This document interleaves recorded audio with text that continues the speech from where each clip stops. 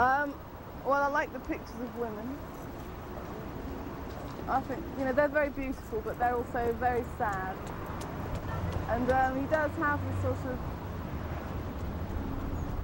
in the faces, he does seem to anticipate what people are going to look like sort of in years to come. Kokoschka makes a very strong statement, whatever that may be, in his art, and his paintings are very bold and powerful, and you put the whole exhibit together and it's extremely potent. Fascinating. The colour I thought quite lovely, the colour schemes, but I had a slight doubt, and it puzzled me a little bit about his drawing, you know, whether he seems to have had a distinguished gift for it, and then to have abandoned it.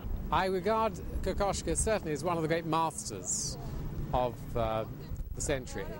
And of course, he has so many different styles. Oskar Kokoschka was a man of tremendous magnetism. He was a fascinating person to meet. He was always very lively, very outspoken, full of ideas.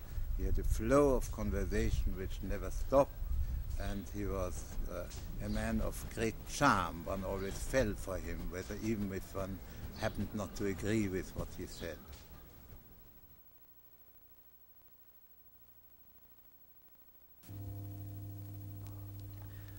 I remember when I was a small boy wandering around my grandmother's New York City brownstone apartment. All along her living room walls were these magnificent paintings. They had a strange effect on me.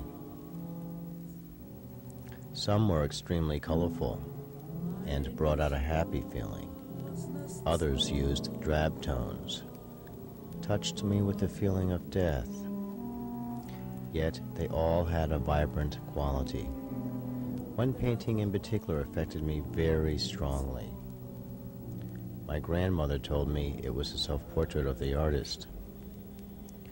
I would peer intently onto the canvas and ask myself, who is this mysterious man behind the image portrayed? Who is this artist who paints himself like a saint? What is it about him that makes me reflect something in myself?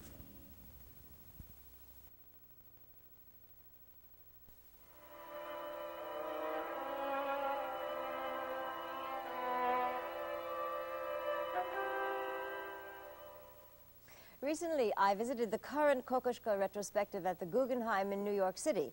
And through the magic of videotape, we will do that together in just a minute. But first, I want to introduce you to Francis Knize, a young man from Norwalk, who is making a videotape documentary on the life and work of Kokoschka. And you might well ask why. Well, the fascinating truth is that Francis's grandfather, Fritz Wolf Knize, knew Kokoschka in Vienna, and that Kokoschka painted a portrait of Francis's grandfather, which is in the New York show. Francis has marvelous stories to tell, and we'll be right back to talk with him after this.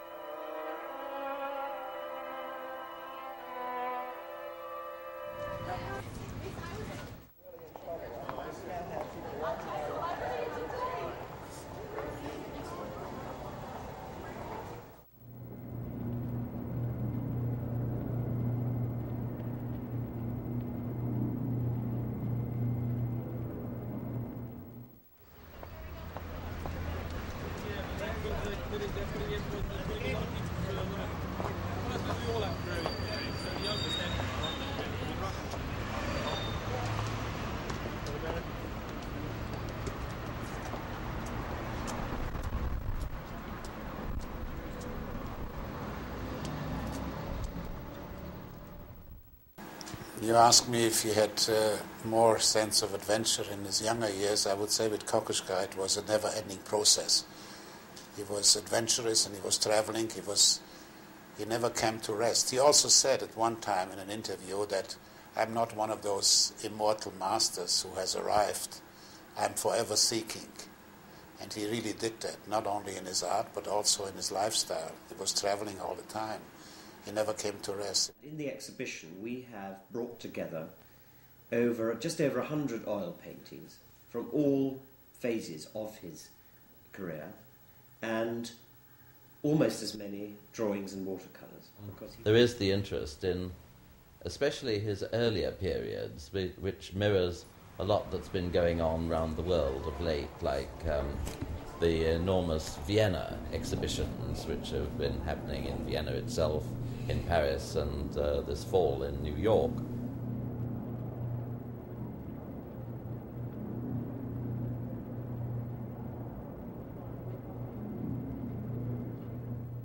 What Kokoschka expresses in his art is a view of the world, of the human condition. He started painting in 1909, and his last paintings were done in the early 1970s. That is, he had a career of about 60 years.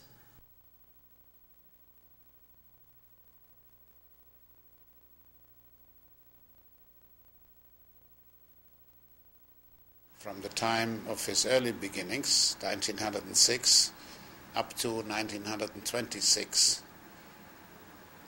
That's the so-called early years of Kokoschka's work. There's a lot of interest in these paintings and watercolors today. There is a lot of interest because, also especially in this period, because these were, I would say, the most formative years of Kokoschka. Also the most interesting years in his life. During this time he finished work at the Academy in Vienna and then started out on his own. It was the time when he had his the premiere staging of his stage play, Mörderhoffnung der Frauen, Murder, Hope of Women. He was really out to shock the bourgeoisie. I mean, he was the wild man, and particularly in this famous play, Murderer, Hope of Womankind, which was really the first expressionist drama. Very savage, very brutal, very shocking, and it did indeed cause a scandal. Photographs of him in 1909 with a completely shaven head make the appearance of some of the younger German painters today look terribly tame. And the time he entered service during the First World War, where he was wounded. He goes off to fight in the war, is very badly wounded, invalided out of the army, of the cavalry. He joined a very smart cavalry regiment. Also the time when he experienced terrible disappointments in the city of Vienna. He was an established artist. He was a student at the Academy, where he also taught. And it's interesting to note here, by the way, that I only heard that from Mrs. Kokoschka the other day, that it was really his father's idea that he should become a teacher of art if he wants to stay in the art, because as a teacher he had a more or less guaranteed income. Kokoschka was studying, as I said, not to be a painter or an artist, but to be an art teacher. We're talking about the years, well, roughly from 1904 to 1908, to put it in perspective. The Kunstgewerbeschule developed into something of the educational arm of the Wiener Werkstätte. The Wiener Werkstätte, or Vienna Workshops, were a crafts collective founded by Koloman Moser and Josef Hoffmann in 1903. And both Hoffmann and Moser, and also many of the artists who worked with them at the Wiener Werkstätte, taught at the Kunstgewerbeschule. So what they had in essence was a little factory turning out artists who would later develop into Werkstätte colleagues and who would be trained in their ideology. Be that as